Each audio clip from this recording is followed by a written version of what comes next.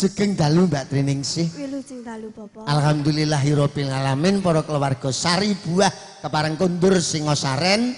Aku kalawan sliramu uga ketumrapan rezeki sing saka Jakarta. Amin. Ya, ayo diaturke pangsungsung kang jumbo marang swasana. Ingkang laras Bapak? Ingkang laras napa ingkang? Ya laras dhisik, mengko terus dicampur nganggo dangdut. Dangdut terus dibaleni Jawa meneh. Oh ngaten. Nggih. Saderengipun dalem badhe matur assalamualaikum warahmatullahi wabarakatuh. Minal aidin wa baidin. Nggih Bapak. Kira atas nggih. Minal maqbulin. Ha nggih. Niki ngentosi fitrahe Bapak. Ngenteni fitrahe kepiye to kuwi? Nah, ya langsung ae aja kesuwen. Peloke tesih 6 Kang Mas. Nah, peloke nganggo barang apa 6 wong ayu? 6. Oh 6 ya. Jenengan ingkang bawa.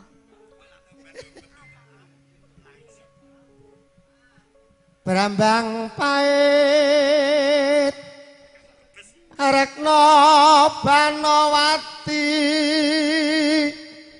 Upamane cara wayang ngono kuwi kaya Banowati. Kula Banowati. Rawa rawe kalung kasumekan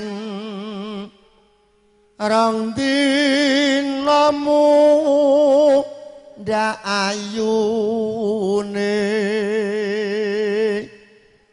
adate nek penyanyi nyandang gelungan nah niki saiki ngore-ore rekmo besengot dadilan patut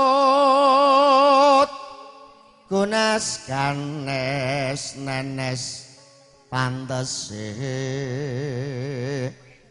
lelewotan prasaja tur juwita ing tembung isian pangulah waja saben sore rek manyo dipun sekari kula dereng kramas lho Bapak mong di kantil miwake no